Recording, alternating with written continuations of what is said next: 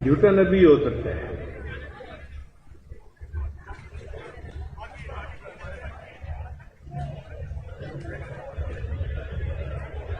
اللہ تعالیٰ قرآن مجید میں ارشاد فرماتے ہیں اے ایمان والو لا تتخذوا اليهود لا تتخذوا الكافرین اولیاء من دون المؤمنین، تم ایمان والوں کے بجائے کافروں کو دوست مت بناؤ. تو مومن کو چاہیے کہ کافروں کے ساتھ کاروباری تعلق تو رکھ سکتا ہے، شریعت اجازت دیتی ہے، لیکن دلی محبت صرف ایمان والوں کے ساتھ ہونی چاہیے. کافروں کے ساتھ دلی محبت کا تعلق نہیں ہونا چاہیے. اب مرزا قادیانی کی نعرہ تکبیر، نعرہ تکبیر، تاج و تخت ختم نبوت حضرت امیر مرکزی عالمی مجلس تحفظ ختم نبوت، نعرہ تکبیر.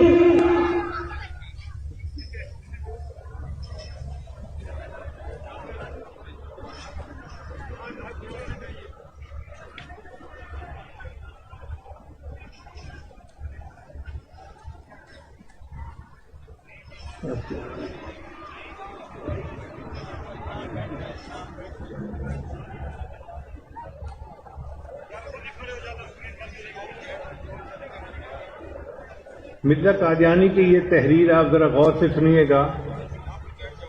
لکھتا ہے کہ یہ مسئلہ تحقیق شدہ ہے کہ دل کو دل سے راہ ہوتی ہے، اس لیے مجھے چاہیے کہ میں اپنی زبان سے اس بات کو ظاہر کروں کہ میں آپ سے دلی محبت کرتا ہوں. یہ ملکہ برطانیہ کو لکھ رہا ہے، اور میرے دل میں خاص طور پر آپ کی محبت اور عظمت ہے.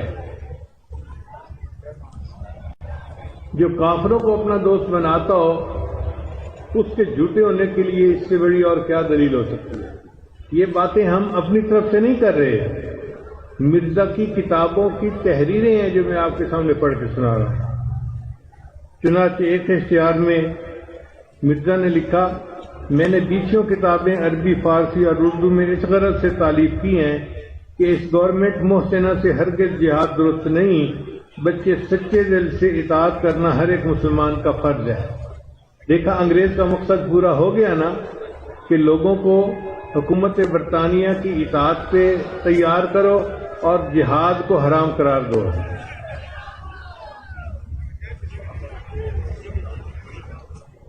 مرزا نے اپنی کتاب میں یہ بھی لکھا کہ اس حکومت کے پاس میرا کوئی ہمسر اور نصرت و تائید میں وکیل نہیں، یعنی جیسا میں اس کا مددگار ہوں حکومت کا اور کوئی ہے ہی نہیں. میرا وجود انگریزی حکومت کے لیے ایک قلعہ، ایک حصار اور تعویذ کی مانند ہے. اللہ تعالی ہمیں اس جھوٹ سے بچنے کی توفیق عطا فرمائے اور اس فتنے سے امت کو اللہ تعالی محفوظ فرمائے.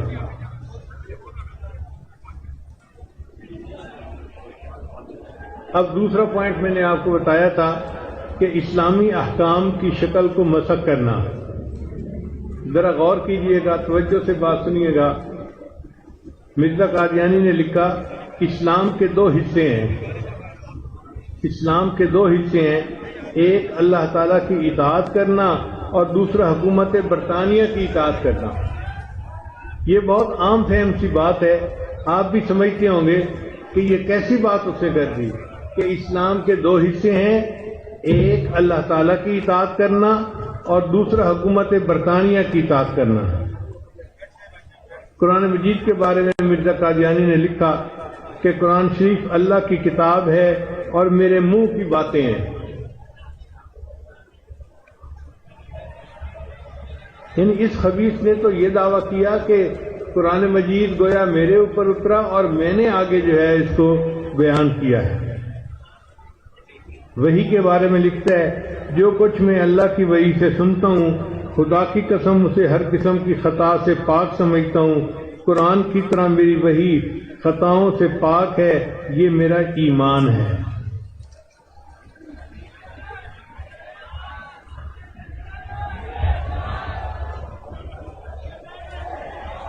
حج کے بارے میں لکھتے ہیں، ذرا غور کیجئے گا.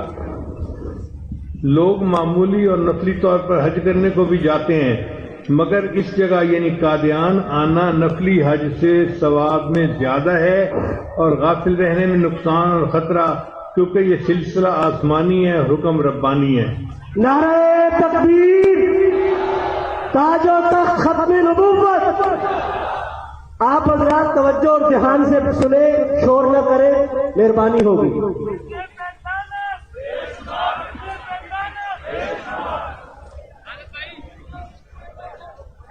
ایک اور بات سنیے، ہر ایک شخص جو میری بیعت کرتا ہے اور مجھ کو مسیح موعود جانتا ہے، اسی روز سے اس کو یہ عقیدہ رکھنا پڑتا ہے کہ اس زمانے میں جہاد قتل حرام ہے۔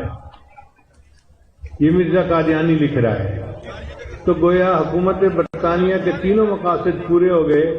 ایک نے اس نے حکومت برطانیہ کی اطاعت پر لوگوں کو برانگیختہ کیا، دوسرا اس نے جہاد کو حرام قرار دیا، اور تیسرا اسلام کے عقائد کی شکل کو مسخ کیا۔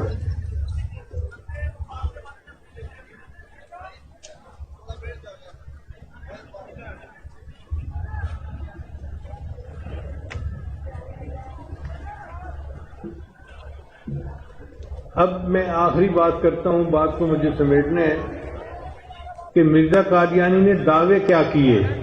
اس میں میں کوئی تشریح نہیں کروں گا، صرف اس کے دعوے پڑھ کے آپ کو سنا دوں گا، اور آپ غور کیجئے گا کس طرح درجہ بدرجہ یہ اپنی دعووں میں آگے بڑھتا گیا، اور پتہ نہیں کیا سے کیا دعوے سے کر دیے۔ پہلا دعویٰ، میں سور مار ہوں۔ دوسرا، میں امین الملک جے سنگھ بہادر ہوں۔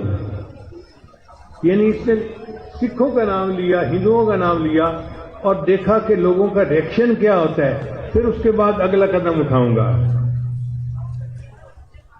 پھر اس نے لکھا اپنے روحانی خزائن میں کہ میں کرشچن ہوں۔ پھر لکھا کہ میں آریوں کا بادشاہ ہوں۔ پھر اس نے لکھا میں گورنمنٹ برطانیہ کا تعبیر ہوں۔ جب یہ سارے دعوے اس نے کر لیے، اب اس کو جرأت ہوئی آگے قدم بڑھانے کی۔ لکھتا ہے کہ میں خاتم الاولیاء ہوں۔ پھر لکھتا ہے کہ میں مجدد ہوں، مہدی ہوں اور مسیح ہوں۔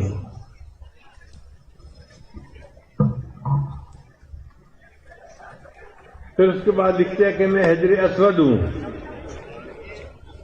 پھر لکھتا ہے کہ میں بیت اللہ ہوں۔ پھر 10واں دعویٰ اس نے کیا میں قرآن مجید ہوں۔ پھر 11واں دعویٰ کیا میں میکائیل ہوں۔ پھر کہتا ہے کہ میں زندہ علی ہوں۔ پھر لکھتا ہے میں مدینۃ العلم ہوں۔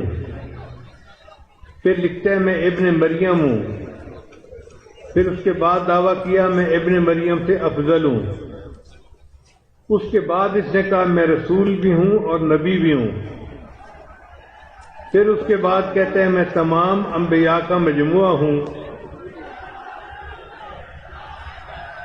اور پھر 17ویں بات، نعرہ تکبیر، تاج و تخت ختم نبوت، عالمی مجلس تحفظ ختم نبوت۔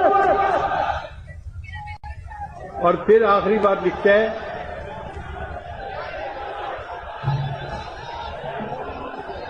کہ میں رحمت للعالمین ہوں۔ مجمع والوں سے گزارش ہے، آپ اندازہ لگائیں کہ ہمارے آقا صلی اللہ علیہ وسلم کو اللہ نے اس کائنات نہیں پورے جہانوں کے لیے رحمت بنا کر بھیجا۔ وما ارسلناک الا رحمت للعالمین، اور یہ خبیث اپنے آپ کو لکھتا ہے کہ میں رحمت للعالمین ہوں۔ قادیانیوں پہ لعنت، مرزا قادیانی پہ لعنت۔ بھئی حضرت نے یہ نعرہ لگایا ہے تو آپ حضرات جتنی آپ کو نبی علیہ السلام سے محبت ہے اتنے زور کے ساتھ اس کا جواب دیں۔ مرزا قادیانی پہ لعنت، قادیانیوں پہ لعنت، قادیانیت پہ لعنت۔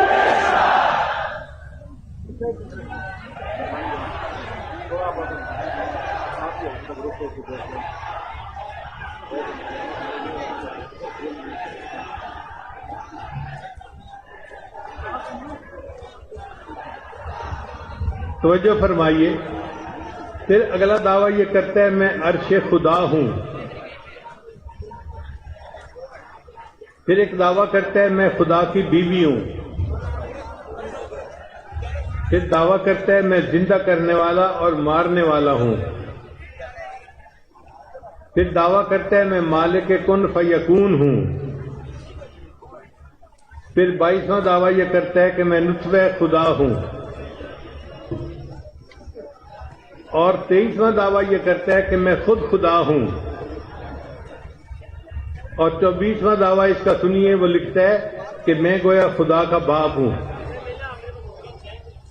اب آپ اندازہ لگائیں کہ جو ایسا خبیث انسان ہو وہ تو ولی کہلانے کے قابل نہیں، نبوت تو بہت اونچا مقام ہے. اس لیے یہ انگریز کا لگایا ہوا پودا ایک فتنہ ہے، اور اللہ تعالی ہمیں اور ہمارے باقی سب مسلمانوں کو، پاکستانیوں کو اس فتنے سے بچنے کی توفیق عطا فرمائے. لکھتے ہیں کہ مجھے مختلف زبانوں میں وحی آتی تھی. ایک دفعہ مجھے خیال آیا زمانے طالب علمی میں کہ میں اس کی کتاب پڑھوں تو صحیح کہ اس پر وحی آتی کیا تھی. اردو میں بھی وحی آئی، پنجابی میں بھی آئی، پشتو میں بھی آئی، سنسکرت میں بھی آئی، انگریزی میں بھی آئی. اور لکھتا ہے ایک ایسی زبان میں وحی آئی جس کو میں بھی نہیں سمجھتا. کتنی مزہ خیز بات ہے بھئی. اگر آپ ہی وحی کو نہیں سمجھتے تو اپنی امت کو کیا سمجھاؤ گے؟ تو میں نے انگریزی کی اس کی وحی پڑھی. اس میں ایک وحی اس پر اتری، گو ٹو ضلع پشاور. کم وقت تو یہ پتہ نہیں تھا کہ ضلع کو انگریزی میں ڈسٹرکٹ کہتے ہیں، اس کو ضلع کا ہی پتہ تھا. تو کہتے ہیں کہ وہی اتری، گو ٹو ضلع پشاور.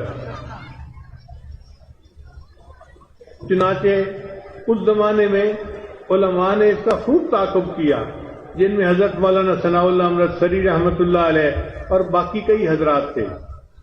ایک مرتبہ اس وقت کی جو شبان ختم نبوت تھی، ایک نوجوان لاٹھی لے کے مرزے کے دروازے پر پہنچ گیا.